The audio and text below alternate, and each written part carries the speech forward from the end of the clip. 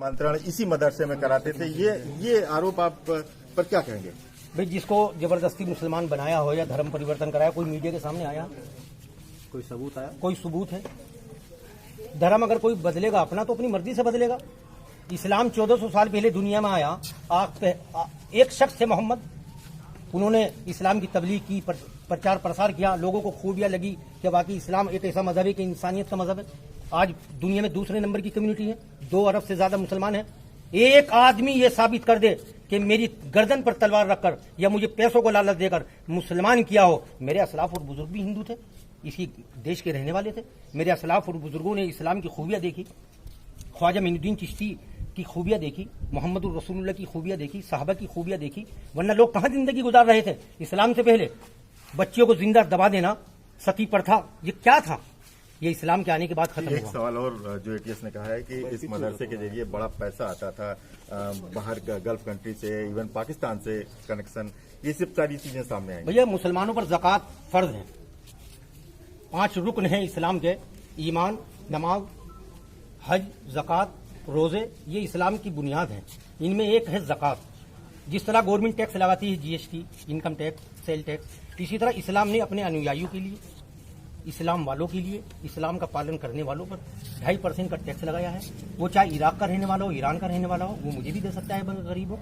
अब उस पैसे को आप हवाला समझ ले या उस ब्लैक मनी समझ ले, ये तो गवर्नमेंट की समझ है, ये पुलिस समझेगी। ये तो मुसलमानों ने मुसलमानों के उत्थान के लिए दिया है, मुसलमानों की तालीम के लिए दिया है। वो मौलाना कलीम को दे दो या दारूम को दे दो, किसी को दे दो। मौलाना अच्छा काम कर रहे थे, बच्चों की तालीम का इंतजाम कर रहे थे, तो मौलाना को दे दिया। मौलाना ने सारा रुपया बिल्डिंगों में बच्चों की तालीम में लगाया है, गरीब बच्चियों की शादियों में लगाया है। एक आदमी ये बता दे कि ब्लैक मनी का 1 रुपया मौलाना कलीम सिद्दीकी की जेब में आया हो।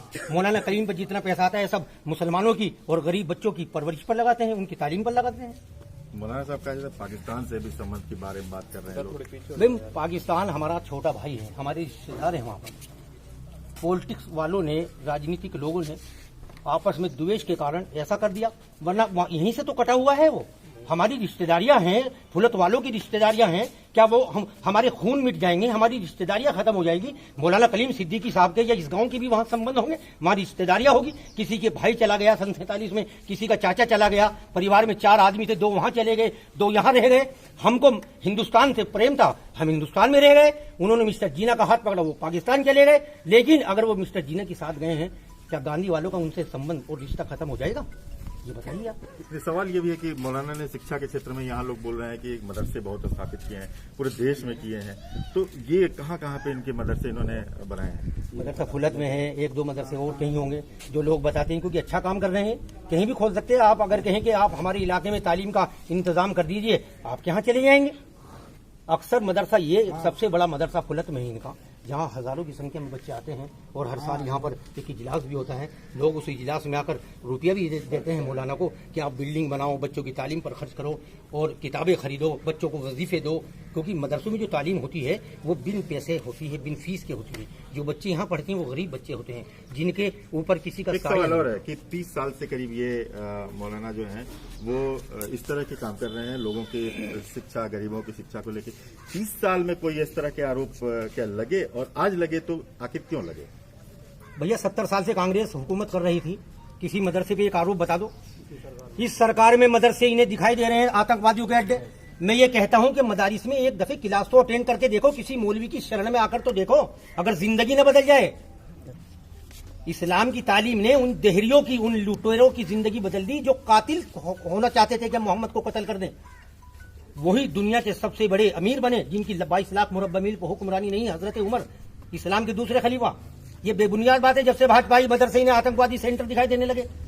ये बच्चे बेचारे जो है डंडा नहीं चला सकते, ये तो तालीम करते हैं। इनका रहना सहना देखो। एक आ गया कि उमर गौतम से भी संबंध था, जो इसके पहले गिरफ्तार हुआ था परिवर्तन के बाद। या कोई किसी से भी संबंध रख सकते हैं क्या? अच्छा आदमी होगा, अच्छे आदमी के अच्छे आदमी से संबंध होंगे। वो अच्छा काम कर रहा था उमर गौतम।